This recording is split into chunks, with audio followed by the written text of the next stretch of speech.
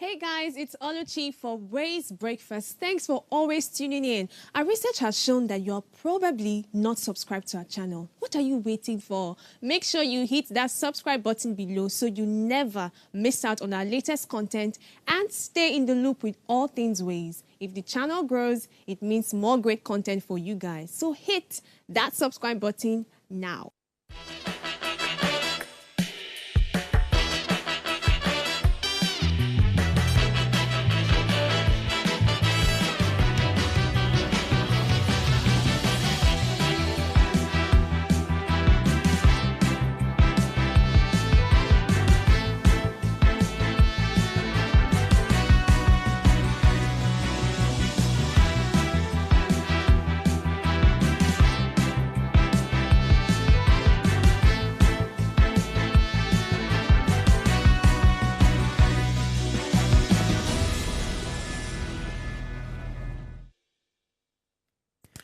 Hello and welcome to What Are You Saying? Hashtag Ways, where we talk about topics in the news as it affects us all. I am Usayo Mesale, and today, Messi and I, we are here to rescue the show. To the rescue. How are you, Messi? Very well, How have thank you been? Very well, thank you. Thank you for today. Oh, I love wow. my hair. Thank you. Thank you for thanking me. True story. I've not been to my house in 48 hours. I can imagine. God help me. At least you're not kidnapped. I wasn't kidnapped though. It's just work and so many events that overtook the day. So that's a beautiful thing, because we probably will be saying Razzle. You know?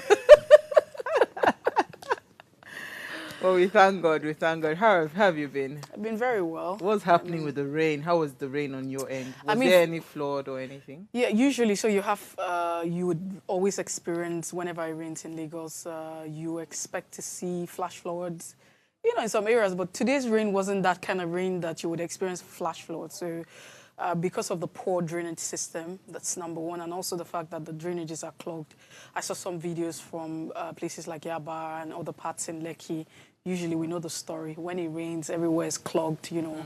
And it's a combination, nakolabo. We always say nakolabo. So I saw people say, oh, you know, there's no drainage system. It's not true. So we might not have a perfect drainage system, you know, in the States. But you also need to know that with the little drainage system that we have, how efficient are we in terms of managing and catering for it? So you have the habit of people tossing things in the gutter. And it's really, really despicable. That one is so annoying. You know, it's very annoying. So it annoying. happens. So it puts all of us so there. annoying. All right, so if you're yet to subscribe to our YouTube channel, it's at Official Upgrade TV. Go there right now and click on the subscribe button. Yes, tonight in collaboration, in corroborating or celebrating World Tourism Day, we're discussing tourism and insecurity, finding solutions for a safer future. And here's what we found as today's quote. It said, the thing about tourism is that the reality of a place is quite different from the mythology of it. That's by Martin Pear. So we will be having this conversation around tourism and insecurity. We're finding solutions for a safer future. And of course, we have with us a very special guest. She's a friend of the house. I think we only see her every World Tourism Day. We see her. She always comes around. Tourist. Yes, to come talk to us about what's it called, tourism. And she is the head of tourism and creative arts at Sterling Bank. And she'll be having this conversation. I'll introduce her name much later. She'll be having this conversation with us. But when we open our phone lines, we'd love to hear your thoughts. What you think we can do to better attract tourist attraction in Nigeria. But first, let's run off on a break. When we come back from that break, we want to see what we found in today's news.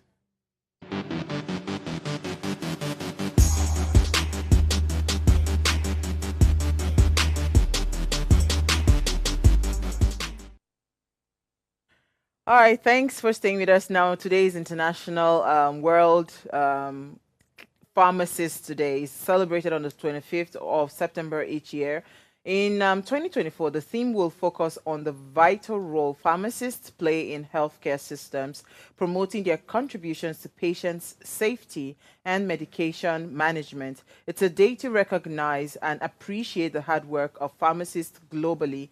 So if you're looking to participate or celebrate this day, consider sharing information about the importance of pharmacy services or thanking your local pharmacist for their, dedication. The theme, again, as I said, for World Pharmacist Day is Pharmacist Meeting Global Health Needs. Yes.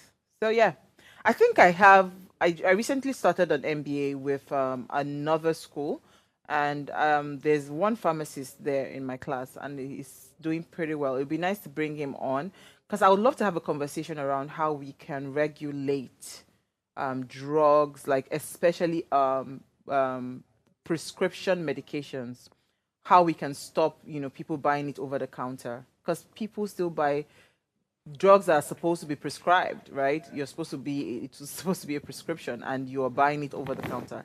I don't know how we can stop that. Well, I still know that prior to 2024, there's still some pharmacist or pharmacy that you walk to that they will not sell medication to you up until you have a, doctor's prescription. So yeah, up until 2024, that's what I'm trying to say. No, but that's a long saying. time. The law has always been there. It is enforcing it. Do you understand?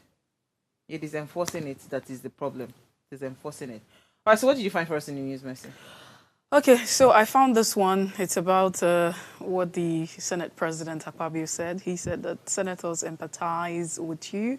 I mean, in the fact that we know that the Senate has actually resumed, they're back from recess. I think they had a plenary yesterday. And just as a welcome message and what have you, he gave all of that. It's a quite lengthy one. And the Senate President, he said that senators empathize with you. Akpabio tells Nigerians amid a rising cost of living. So time will not permit us to go through all that he said. But he said, we understand that Nigerians are grappling tough times right now, and we can feel it, and we're just empathizing. I just think that for me, I think that the Senate President has just been careful with his words. He's trying to just get into the good books of the people. Not that he cares.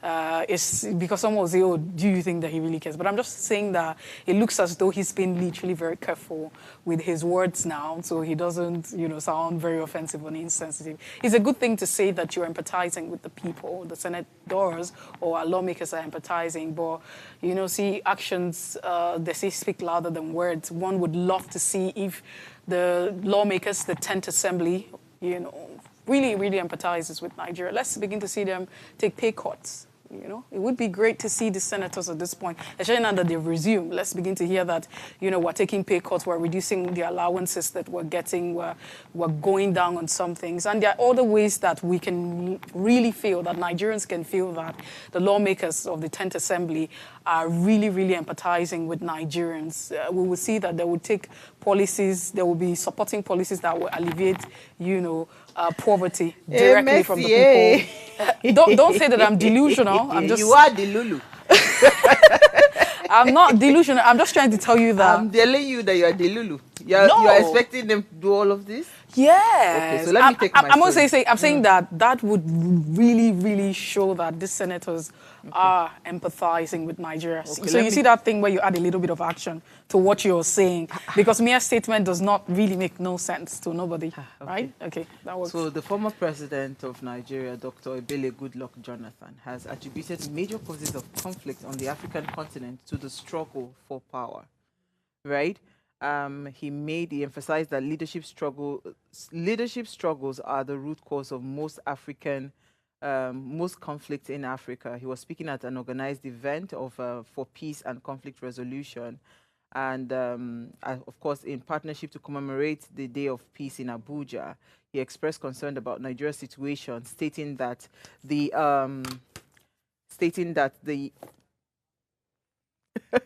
so he was stating that, so give me a minute, that until the country develops a culture of peace, political conflict will persist.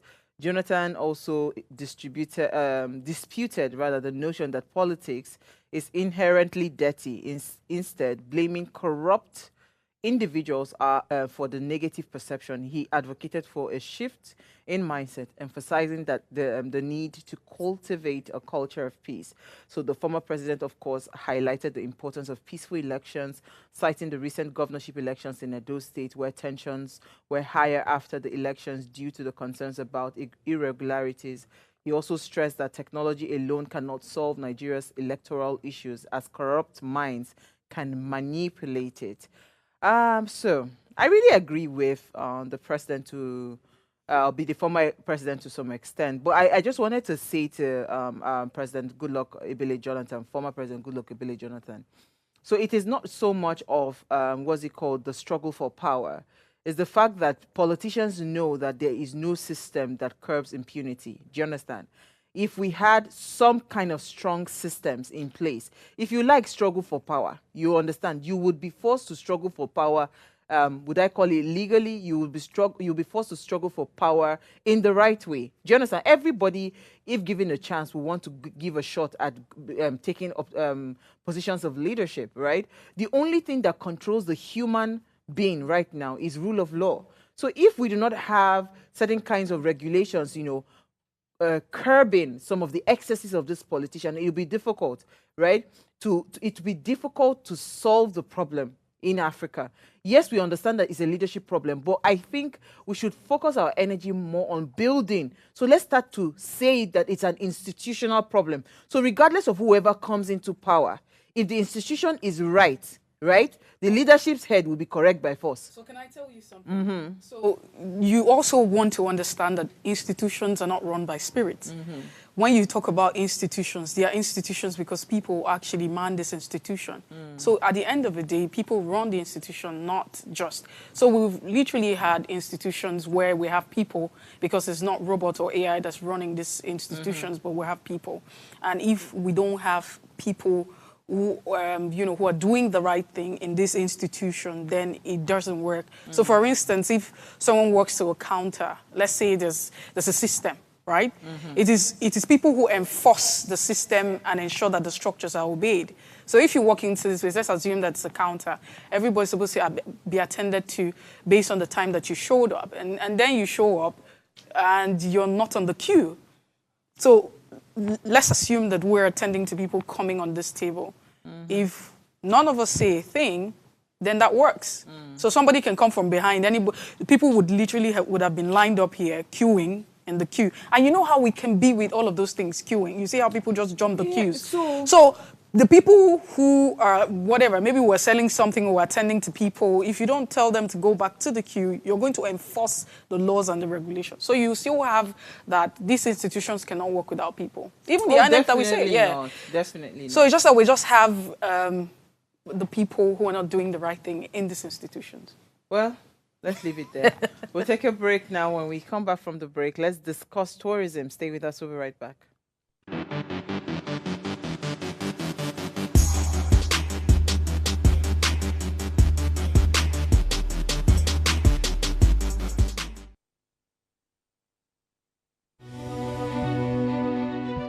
Nigeria, by extension, Africa, is faced with a lot of challenges. With the growing youth population and very little engagement. That is a ticking time bomb. We're blessed people with a diverse culture who have a lot to say. And yes, we are talking. It is important we drive conversations that informs, inspires, and influences thoughts and actions. If we say there is beauty in diversity, then let us embrace our diverse culture. We must continue to courageously be the voice of transformation. As we are the hope for the future, yesterday's conversation shaped today. What are you saying to shape your tomorrow? We know you have a lot to say, and we are here to hear you.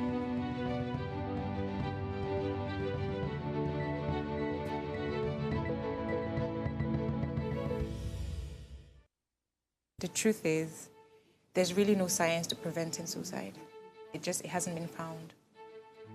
I think the reason it hasn't been found is because it's something that happens to the person on their own. But when people die by suicide, then you realize that there's someone close to them who knew what they were going through.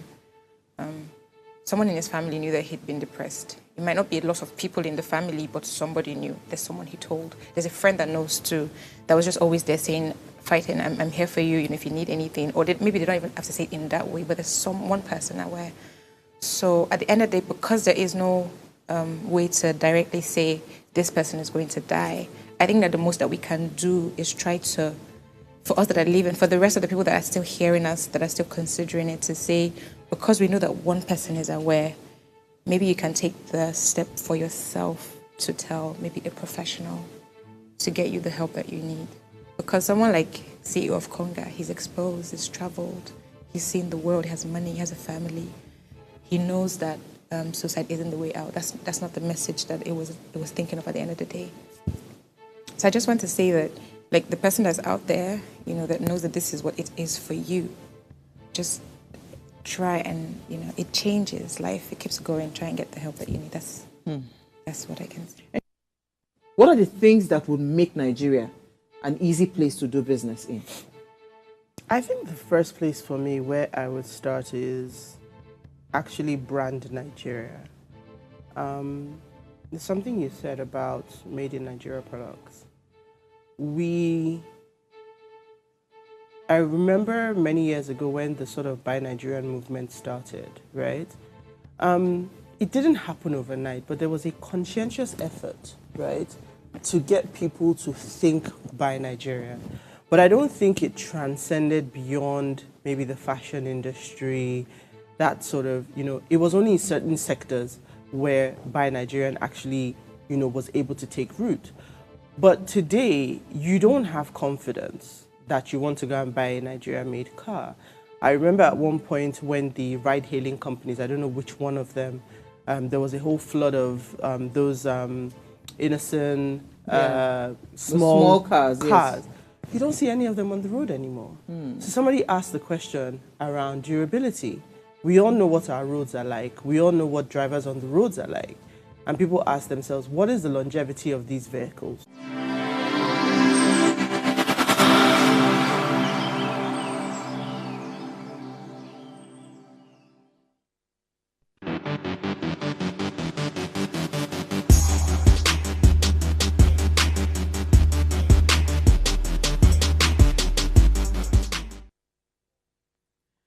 All right, thanks for staying with us. Now, tonight we celebrate World Tourism Day, which is going to come up on the 27th of September. That is this Friday. We'll be delving into the vibrant yet challenging world of tourism within Nigeria. Now, tourism has the potential to be a significant driver of economic growth, cultural exchange, and community development in our nation. However, the rising tide of insecurity has cast a shadow over the vital sector, this very vital sector. Now, many Nigerians are hesitant to explore their own beautiful landscape, rich heritage, and diverse culture due to safety concerns. Now, in recent years, Nigeria has been seeing approximately 1.5 to 2 million international arrivals annually. The tourism sector contributes about 1.2% of Nigeria's GDP, with potential for growth as the industry recovers and expands. Now, tourism supports over 1.5 million jobs in Nigeria, directly and indirectly, highlighting its importance for livelihood. Domestic tourism accounts for a significant portion of travel, with millions of Nigerians traveling within country each year. Now, estimates suggest around 30 to 40 million domestic tips annually. In this discussion, we would examine how insecurity has impacted intra-country tourism and the measures we can take to foster a safer environment for travelers. Join us as we, of course, seek solutions to revive and protect tourism and the potential for a brighter and secure future within Nigeria. And to join us to have this conversation, right, is the delectable tourism and creative art business manager at Sterling Bank. She's a seasoned banker with over 15 years of experience in risk management, strategy, and retail banking, a member of the Domestic Tourism and Economic Development Working Committee for Nigeria, as coordinated by the Nigerian Tourism Development Commission. Under her watch, the Tourism Business Desk and by extension, Sterling Bank has won multiple awards in Nigeria and internationally. Yes, it's a pleasure to always welcome Abiola Adelana. Thank you so much for joining us this evening. Thank you. Thank you so much. Cut, right? Yes, so tell me something about this tourism matter, because Nigeria seems to have all the things that would make us a tourist destination within the country. But you find that, with the rising insecurity, so many challenges within Nigeria, it just seems like, this very rich part of our country that can attract so much within our GDP is not even being touched. But I see a conscious effort that Sterling Bank is making to ensure that the, the tourism sector in Nigeria is revamped. Why do you have that consciousness? And tell us what we can do better. Thank you very much, Uwa. And thank you, Wiz. Thanks for having me. It's good to be back here again. And I mean, this is September and we're celebrating the World Tourism Day, which is being celebrated all over the world.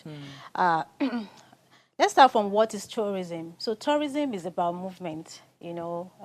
People move for different purposes, either for religious purpose, for medical tourism, leisure tourism, and all of that. And when people move, money moves with them, meaning that tourism is actually very, very important to generate revenue for any serious-minded economy.